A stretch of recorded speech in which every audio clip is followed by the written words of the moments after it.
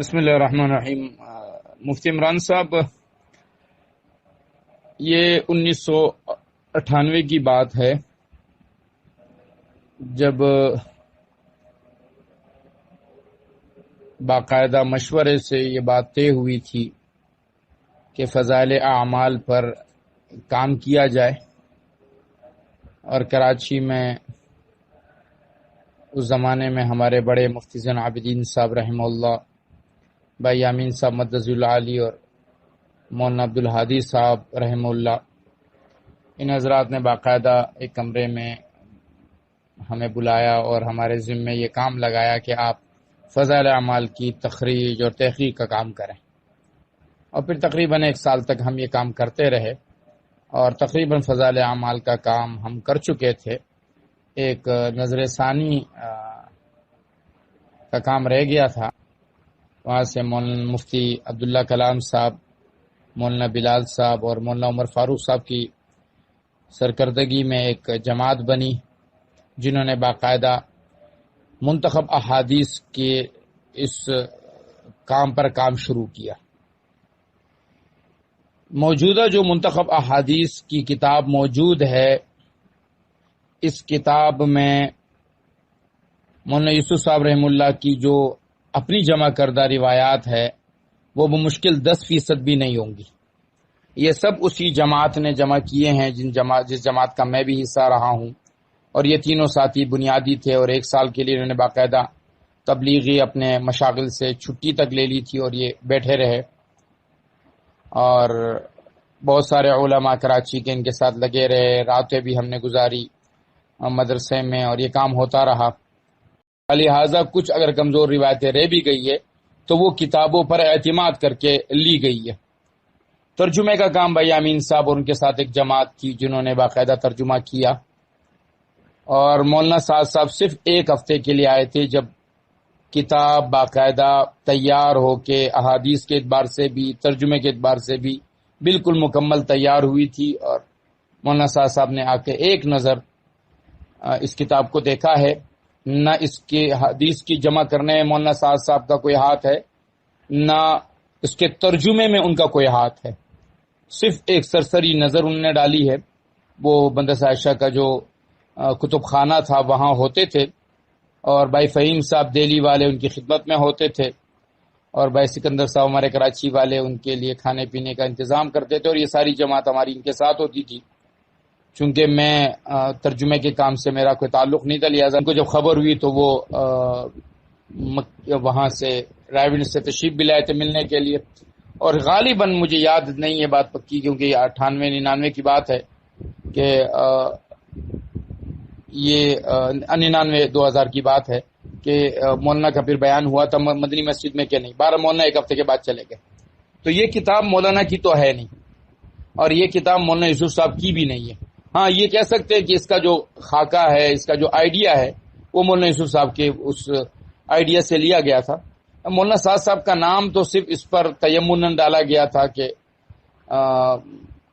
ہمارے بڑے ہیں اور آگے جا کے انہوں نے ہی بڑا بننا ہے۔ میں بھائی ابراہیم عبدالجبار صاحب رحمہ اللہ، جو ہمارے کراچی کے امیر تھے اور مجھے بہت زیادہ پیار کرتے تھے، ان کی خدمت میں حاضر ہوا، اور میں نے ان سے عرض کیا کہ حضرت میں بیعت ہونا چاہتا ہوں کسی سے۔ تو مجھے فرمایا کہ بیٹا تھوڑا صبر کر لو، مولانا صاحب پر تھوڑا وقت گزرے، ان کے اندر پختگی آ جائے تو پھر ان سے بیعت ہو جائیے گا، کیونکہ ان کا سلسلہ بڑا اعلیٰ ہے۔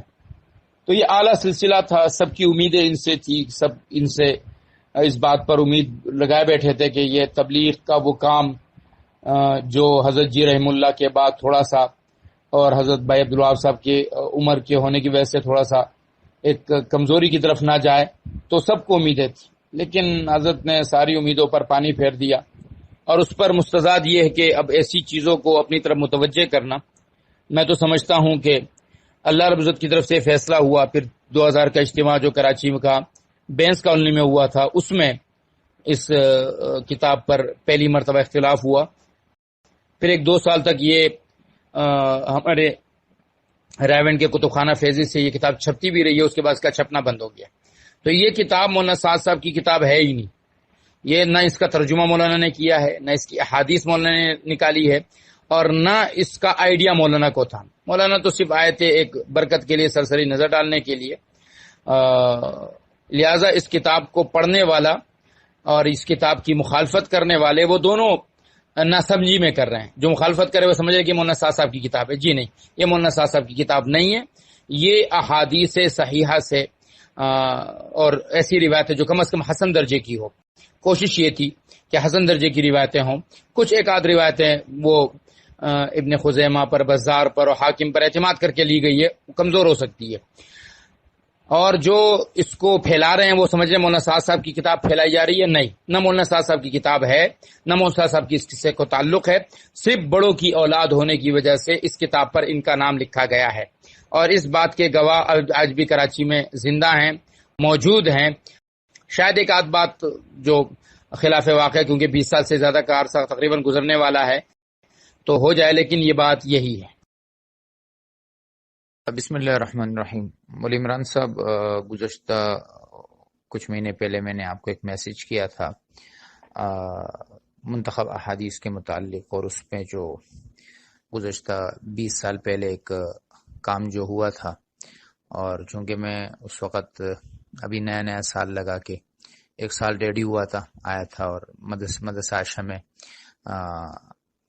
میرا تقرر بحیثیت استاد ہوا تھا، لیکن میں بہت جونیئر استاد تھا. پھر بنیادی طور پہ جو کام تھا وہ تو فضائل اعمال کے اوپر ہی کام شروع ہوا تھا. میں نے کام شروع کیا تھا حضرات کے کہنے پر. جب منتخب حدیث کا کام شروع ہوا تو اس کے لیے، جیسے میں نے پہلے بھی عرض کیا تھا کہ حضرت مولانا بلال صاحب، حضرت مولانا عمر فاروق صاحب اور مفتی عبداللہ کلام صاحب رحمہ اللہ، یہ 3 ساتھیوں کی جماعت بنی تھی، جن کی سرکردگی میں یہ جماعت بنی تھی. اور میں نے اس پہ عرض کیا تھا کہ ان حضرات نے احادیث کی تخریج یوسف صاحب نے جمع فرمائی تھی، جس میں تقریباً 1550 کے قریب روایات تھی. اس کو بارش کے پانی نے کافی خراب کر دیا تھا ان صفحات کو، اور پھر انہیں کھلوانے کے لیے بھی ایک محنت کی گئی تھی. چونکہ وہ صفحات ہمارے سامنے نہیں ہوتے تھے، یہ حضرات ہمیں احادیث دیتے تھے، تو میں اپنے اس وقت، چونکہ ہم نے زیادہ وضاحت اور صراحت نہیں سمجھی، میں یہ سمجھتا تھا کہ شاید یہ ان حضرات نے نکالی ہوگی، ہمیں دے رہے ہیں اور ہم اس کی تحقیق و تخریج کر رہے ہیں. جبکہ حقیقت حال یہ تھی کہ یہ وہی روایات تھی کہ جو حضرت مولانا یوسف صاحب نے جمع کی تھی، لیکن چونکہ وہ صفحات اس قابل نہیں تھے کہ جنہیں آگے جماعت کو دی جائے، تو اس کو کمپیوٹر سے نکلوا کے اور ہمیں دیے جاتے تھے، جس پر ہم یہ کام کرتے تھے. تو یہ ایک تصحیح ہے کہ جتنی بھی روایات منتخب احادیث میں اس وقت موجود ہیں، وہ حضرت مولانا یوسف صاحب رحمہ اللہ کی خود کی جمع کردہ ہے. اب کام کیا ہوا تھا؟ کام یہ ہوا تھا کہ حضرت مولانا یوسف صاحب رحمہ اللہ اپنی تبلیغی مشغولیات، اور پھر اس زمانے میں جو میں سمجھ رہا ہوں اپنے ذہن سے کہ ایک تو کتب کا میسر ہونا بھی ایک بڑا مسئلہ تھا، تو انہوں نے کنز العمال اور الترغیب و ترہیب پر بہت زیادہ اعتماد کر کے وہاں سے روایتیں لی تھی. ہم اور جو بھی جماعت تھی جس میں میں ایک حصہ تھا، میں جماعت نہیں تھا، میں ایک حصہ تھا اس جماعت کا، بہت بڑی جماعت تھی. یہ 3 حضرات بڑے تھے اور باقی بہت بڑی جماعت تھی جو 10-12 افراد پر تھی، ان میں ایک میں بھی تھا. ہم یوں کرتے تھے کہ وہ روایت ہمیں ملتی تھی اور ہم کوشش سند ہے وہ ہمیں مل جائے. اگر کہیں پر پوری روایت نہیں ملتی تھی تو اس روایت کا کوئی ٹکڑا اگر کسی روایت میں ہوتا تو اس کو اٹھا کے لایا جاتا تھا. گویا کہ روایات بنیادی طور پہ وہی ہے جو حضرت مولانا یوسف صاحب رحمہ اللہ نے جمع کی تھی، جو تقریباً 1550 کے قریب ہے، اور اس کا جو صحیح سند ہے یا صحیح سند کی جو تخریج ہے وہ اس جماعت نے کی تھی. تو یہ بات جو میں نے کی تھی اس میں کہ 10% روایات نہیں ہے، یہ بات میری درست ثابت نہیں ہوئی ہے، جس پر میں نے عرض بھی کیا تھا کہ اگر کسی ساتھی نے کوئی بات میری رد کرنی ہے تو ایک آدھ بات رد ہو سکتی ہے. باقی ترجمے کے متعلق جو میں نے عرض کیا تھا وہ بات ویسی ہے، دیگر جو باتیں میں نے اس میں عرض کی تھی وہ الحمدللہ ویسے ہی ہے.